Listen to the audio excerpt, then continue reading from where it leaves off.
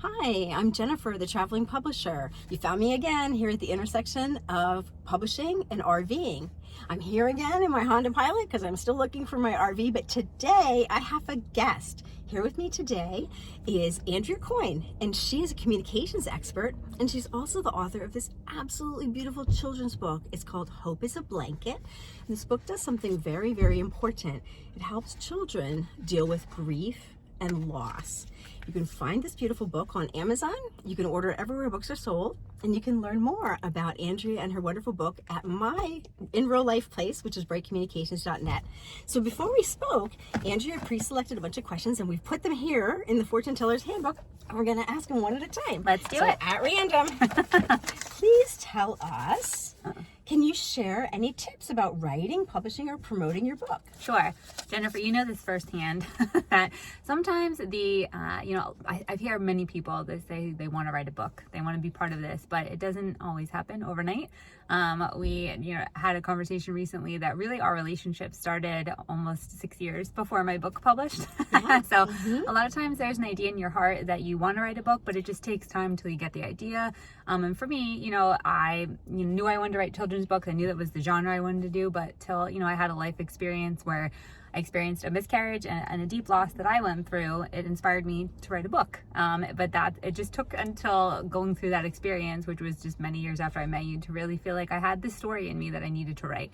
So I think my advice or my tip for that would just be is to give yourself the time and space that you need to write your book. Don't get frustrated if it doesn't happen overnight. And I guess it's a cliche phrase, but trust the process.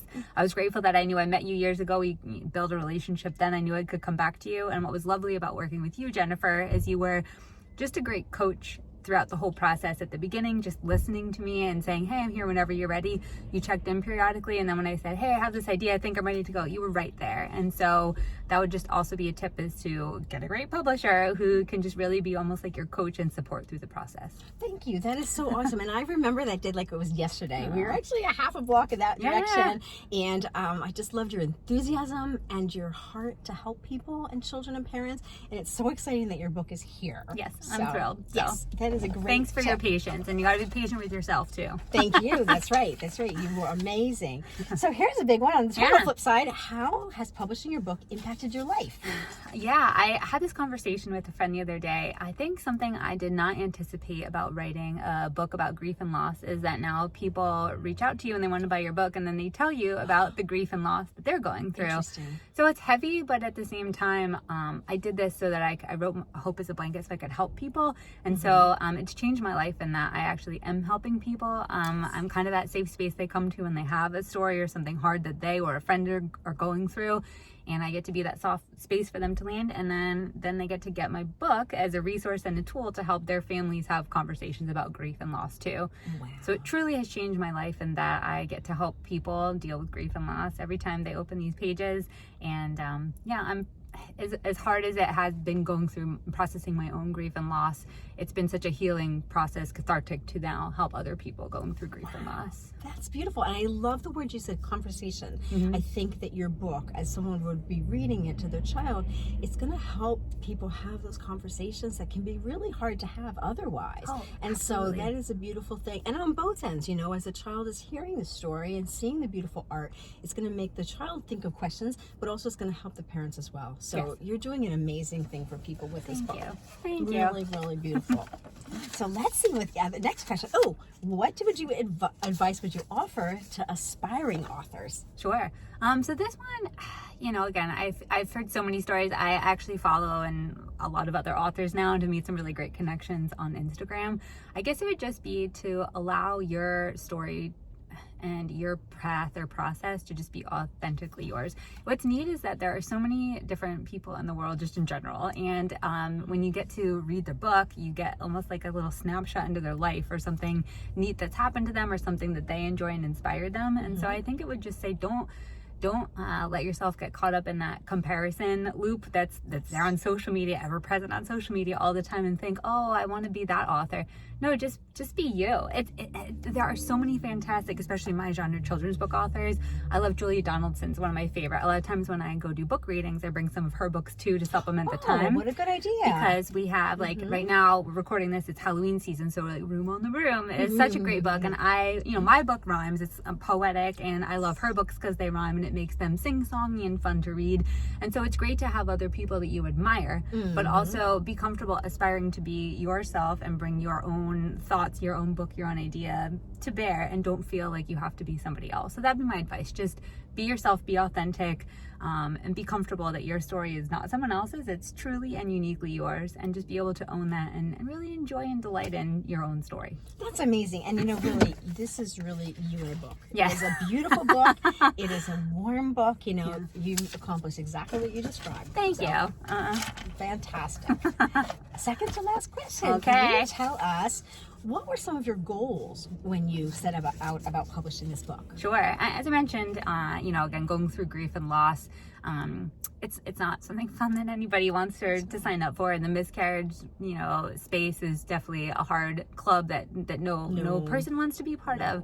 But for me, to work through that grief, I'm an Enneagram 2. I'm that helper personality. Enneagram. So I knew I'm just how I'm wired. I'm a helper personality, and I knew I had to, in my own struggle and ability to process this, I knew I had to help others. So for me, a goal was to really do that. And so it has been, as hard as it's been sharing other people's grief and loss stories, it's been gratifying when I get to hear people come back and say, I read your book to my, I had a friend who,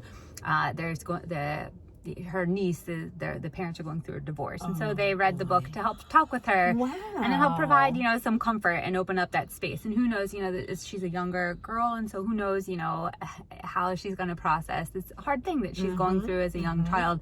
But I was glad that they thought of it and said, hey, we'll give this a shot. And so they all sat together, and she gathered her 2 daughters and her niece, and they read the book together.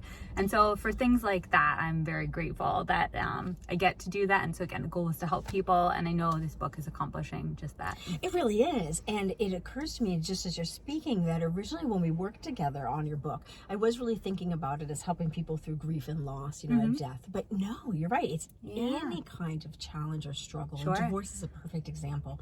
And you said something that I think is so wise, that I tell authors a lot, that one of the wonderful things about doing a book is it allows you to help so many more people. Absolutely. You think about the number of waking hours we have in a day, right? Yeah. And you think about the number of people you're going to actually physically meet and touch and talk to in your lifetime. That's a limited number, right? We only have a certain amount of time here. But with your book, effortlessly, you're able to help people all over the country, all over the world. Yes. And that's really an amazing thing. So thank you. Beautiful, beautiful. Thank you. Last question is, let's talk about, let's talk about RVing. Okay. Do you have any RV experience? And if so, what is it? Yeah, so I grew up in a house. My dad's he likes air conditioning.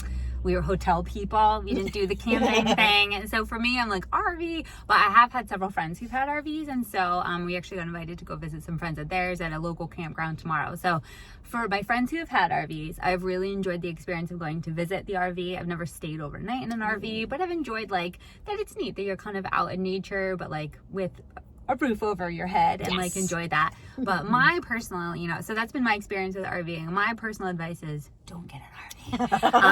But I didn't even hear you say that. No, I think they're great for some people, and I see the joy of it, that you can kind of travel the world and always have a roof over your head. I think that's incredible. And I know lots of people I have neighbors that they sold their vacation property, got an RV, and are now traveling the world in their retirement. So I think they're definitely phenomenal for some things, and young kids, the ability to see the world. But for me, I was just telling you the story. Our family had the good fortune of being able to buy a cabin in the Poconos in Pennsylvania very affordably, and I've just loved the life we've been to be able to build up there. It's a very tiny, humble spot in the woods. It's less than 700 square feet, but it has 3 bedrooms. It has kitchen, bathroom, a little covered porch. We have my grandmother who's passed on. I have her rocker out front, and it's just this really peaceful, little piece of heaven in my opinion, and we've really just been we've had some great neighbors that were there previously and some more that have moved in, and we've just built this great little community up there. And so for me, my advice is get a cabin. I love it. I love it. I love it. That's awesome. Awesome.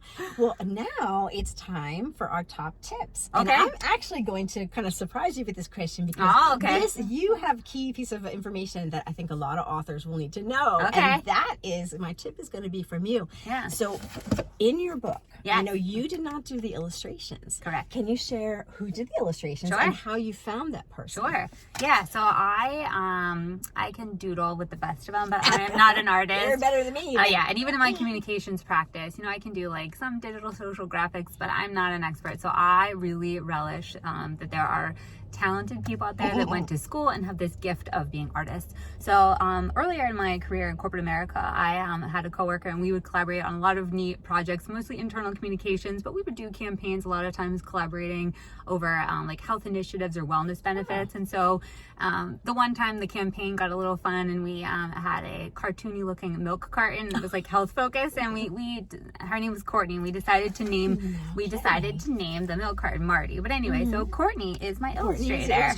Well, this is a beautiful book. An Yeah. absolutely beautiful book. And I think that the illustrations really draw you in. Absolutely. And then the story, though, is what really captures your heart. Yes. So thank you for sharing that, because Yeah. a lot of children's book authors come to me and Sure. one of the first questions they ask is, do you know any illustrators? Yeah. And so luckily I do kind of have a little team of Good. artists I can recommend. But so thank you for sharing Definitely, that. yeah. Work with a professional. And this was Courtney's first time doing it, but I knew she had the skills from working with her previously, and she just blew me away with this. I cried when I saw the cover. So I love it. I absolutely love it. And I love the yellow, which just to me Yes. says happiness and joy. It's my and color. So it is your Yes. color, exactly. And so my top travel tip is, if you don't follow Andrea's tip and get a cabin, if you do get an RV, I suggest doing some soul searching. A lot of RVs, especially smaller ones, they either have a dinette or a sofa. okay. And so I suggest really how do you thinking, pick? if you're gonna choose, really think about your life. Yeah. For me personally, I plan to work a lot, and so Okay. I think I really need that dinette. You need a table. Because yes, you need a table, because the sofas often will have a little tray. Yeah. The tray is not big enough for my laptop, my snack, and my drink, coffee, and my hello. phone. And so my tip is really think about your life and Okay. which do you need. So, well, Andrea, thank you so much for joining us. Again, her awesome book, please, you can check it out on Amazon.com. Yep. Our books are available everywhere books are sold to order. And of course, you can get more information on our site. Thank So you, Jennifer. thank you for Thank being a you. part. Have an awesome day. Bye-bye.